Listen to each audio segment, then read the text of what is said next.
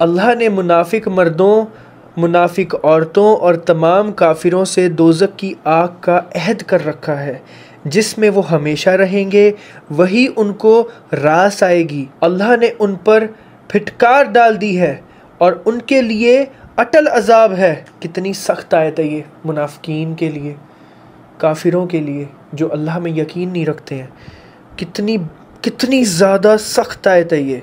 फिटकार डाल दी है उन पे और उनके लिए अटल अजाब है जो वाजिब है। अल्लाह अकबर।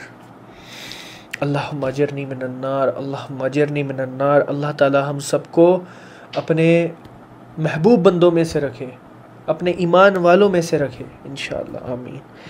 मुनाफिकों तुम उन्हीं लोगों की तरह हो जो तुमसे पहले हो गुज़रे हैं। वो ताकत में तुमसे मजबूत तर और माल और औलाद में तुमसे कहीं ज़्यादा थे। अल्लाह अकबर। ये फ़िरौन की बात हो रही है।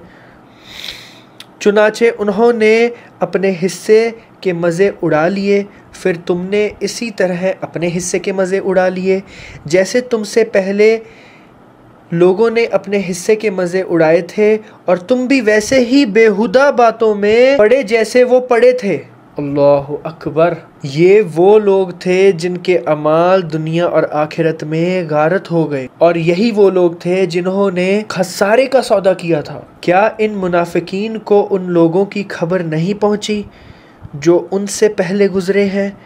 नूह की कौम और आद, समूद, इब्राहिम की कौम, मदियान के बशिंदे और वो बस्तियां जिन्हें उलट दिया गया। अब वो बस्तियां जिन्हें उलट दिया गया, इसके बारे में सूरह आराफ में हमने ऑलरेडी इनके बारे में काफ़ी बात कर ली है, राइट। जो हज़रत नूह अलैहिस्सलाम की कौम थी, फिर उसके बाद और भी जो दीगर कौमें थीं उनकी बात चल रही है। इन सब के पास इनके रसूल रोशन दलाइल लेकर आए थे, फिर अल्लाह ऐसे नहीं था कि उन पर जुल्म करता, लेकिन ये खुद अपनी जानों पर जुल्म ढाते हैं। और मोमिन मर्द और मोमिन औरतें आपस में एक दूसरे के मददगार हैं। वो नेकी की तलकीन करते हैं और बुराई से रोकते हैं, और नमाज कायम करते हैं और ज़कात अदा करते हैं, और अल्लाह और उसके रसूल की फर्माबरदारी करते हैं। ये ऐसे लोग हैं जिनको अल्लाह अपनी रहमत से नवाजेगा। यकीनन अल्लाह इक़्तिदार का भी मालिक है और हिकमत का भी मालिक है। अल्लाह अकबर। अल्लाह ने मोमिन मर्दों और मोमिन औरतों से वादा किया है उन बागात का जिनके नीचे नहरें बहती होंगी, जिनमें वो हमेशा रहेंगे, उन पाकीज़ा मकानात का जो सदाबहार बागात में होंगे। और अल्लाह की तरफ से खुशनुदी तो सबसे बड़ी चीज़ है जो जन्नत वालों को नसीब होगी। यही तो ज़बरदस्त कामयाबी है। अल्लाह अकबर। ए नबी, काफिरों और मुनाफिकीन से जिहाद करो। अब ये अल्लाह ताला जिहाद करने का जो ये अपने नबी करीम सल्लल्लाहु अलैहि वसल्लम से इरशाद कर रहे हैं, वो उस वक्त के जो काफिर और मुनाफिकीन थे, जो मक्का में थे, जो मदीना में थे, तो ये उस टाइम की बात है। ठीक है, आपको ये चीज़ पता होनी चाहिए। अब जिहाद का असल माना जद्दोजहद और मेहनत व कोशिश के हैं। मतलब जिहाद का जो असली मकसद और मतलब है वो है स्ट्रगल। इंग्लिश में स्ट्रगल, कि आप स्ट्रगल करो सबसे पहले तो अपने नफ्स से, अपने जो आपके अंदर जो शैतान बैठा है उससे आपने जिहाद करना है, उससे आपने स्ट्रगल करना है, उसको रोकना है, उससे लड़ाई करनी है। ठीक है, फिर उसके बाद जद्दोजहद करनी है और मेहनत व कोशिश करनी है। अब दीन की हिफाजत और दिफा के लिए कोशिश मुसल्लह लड़ाई की शक्ल में भी हो सकती है, और ज़बानी दावत व तबलीग और बहस व मुबाशरा की सूरत में भी हो सकती है। अभी दोनों चीज़ों में हो सकती है, राइट। खुले काफिरों के साथ यहाँ जिहाद के पहले माना मुराद है और मुनाफिकीन के साथ जिहाद के दूसरे माना मकसूद है, क्योंकि मुनाफिकीन ज़बान से इस्लाम लाने का इजहार करते थे। इसलिए हुज़ूर पाक सल्लल्लाहु अलैहि वसल्लम उनके शर्तों के बावजूद ये हुक्म दिया कि दुनिया में उनके साथ मुसलमानों जैसे ही मामला किया जाए। अल्लाह अकबर। इसलिए उनके साथ जिहाद का मतलब ज़बानी जिहाद है और उन पर सख्ती करने का मतलब ये है कि अव्वल तो गुफ्तगू में उनके साथ कोई रियायत ना बरती जाए, दूसरी अगर उनकी कोई काबिल सज़ा जुर्म सरजद हो तो उन्हें माफ़ी ना दी जाए। ऐ नबी, काफिरों और मुनाफिकों के साथ जिहाद करो और उन पर सख्ती करो, उनका ठिकाना जहन्नम है और वो बहुत बुरा ठिकाना है। ये लोग अल्लाह की कसमें खा जाते हैं कि उन्होंने फ़लाँ बात नहीं कही, हालांकि उन्होंने कुफ्र की बात ही कही होती है। इसके मायने ये है कि मुनाफिकीन के ये वतीरा था कि वो अपनी मजलिसों में काफिराना बातें कहते रहते थे। वो अपनी एक मजलिस बिठाते थे उनकी मुनाफिकीन की उस टाइम पे, और वहाँ पे वो गलत बातें करते थे मुसलमानों के बारे में, हजूर के बारे में, लेकिन जब उनसे पूछा जाता तो वो साफ इनकार कर देते और अल्लाह की कसमें खाने लगते कि हमने ये बात नहीं कही। मसलन एक मर्तबा मुनाफिकीन के सरदार अब्दुल्ला बिन उबई, उसने हजूर पाक सल्लल्लाहु अलैहि वसल्लम और मुसलमानों के बारे में एक इंतहाई गुस्ताखाना बात कही थी जिसे नकल करना भी मुश्किल है, और उसके बाद कहा था कि जब हम मदीना पहुँचेंगे तो हम में से बाइज़्ज़त लोग जलीलों को निकाल बाहर करेंगे। इसका ज़िक्र खुद कुरान करीम में सूरह मुनाफिकून उसमें फ़रमाया है, सूरह नंबर 63 एंड आयत नंबर 8। लेकिन जब उससे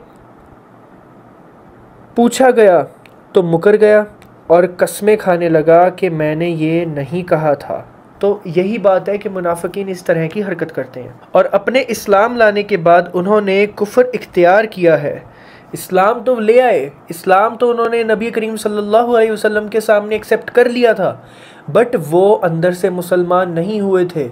वो मुंह पे कुछ और थे और पीठ पीछे कुछ और, जिस तरह से वो बातें करते थे। उन्होंने वो काम करने का इरादा कर लिया था जिसमें ये कामयाबी हासिल ना कर सके। अब ये किस्से ऐसे वाक़या की तरफ इशारा है जिसमें मुनाफिकीन ने कोई खुफिया साजिश की थी मगर उसमें वो कामयाब नहीं हुए थे। ऐसे कई वाक़यात अहद रिसालत में पेश आए हैं।